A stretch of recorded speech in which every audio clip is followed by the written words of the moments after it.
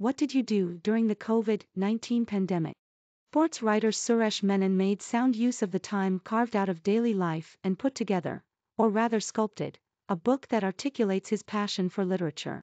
And, as coincidence goes, it releases just as India battles the third wave, with Delhi enforcing curfews through the nights and weekend. Why Don't You Write Something I Might Read? Is an eclectic collection of reviews, thoughts, and memories of encounters with writers. It gives the reader an insight into the literary world that Suresh Menon has happily traversed even as he pursued his passion for sport in general and cricket, in particular. Like some good readers who profit by what they read and enable others also to profit by it, he has shared his gain. As he rewinds his way into books and writers across many decades, you can sense the unbridled joy with which he chose his subjects, taking care not to leave out some amazing influences in his life, including family members, librarians, and booksellers. In another era, he may have written more about a few books and authors, but these are the times of T20 game. And, more important, the pandemic has brought everyone's attention span down significantly.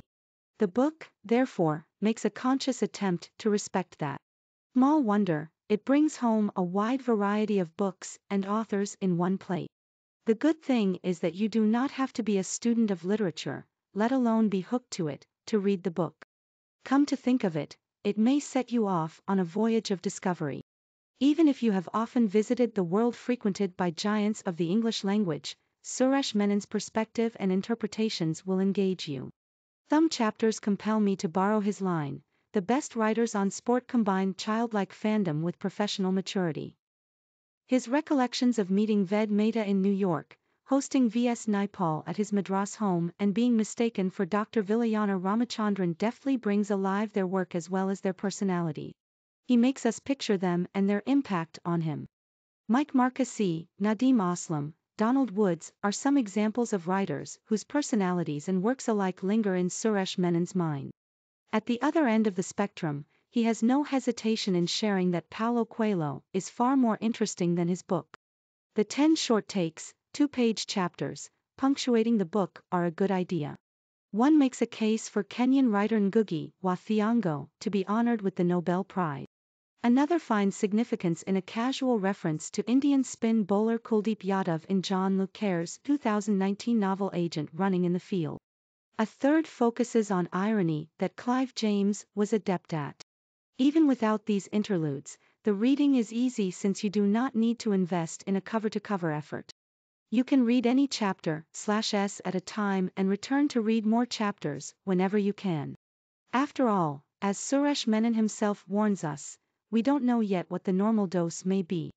When he set out to write the book, as answer to a question that his wife, Dimpy, asked him, he may have wanted to stay away from sport, but then it is just as well that the book occasionally slips into the parallel universe that he has inhabited as a reporter, writer, and editor.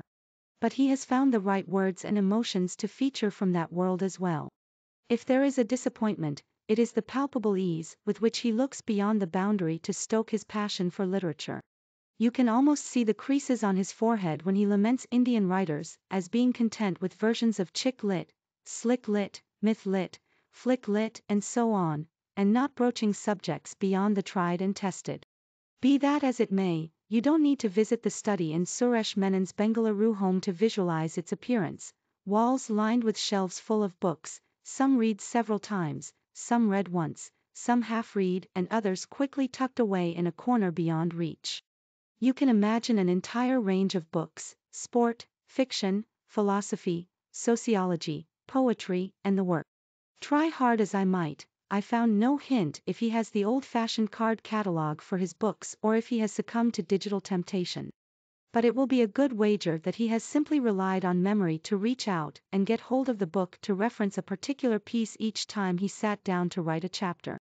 Check out the book on Amazon.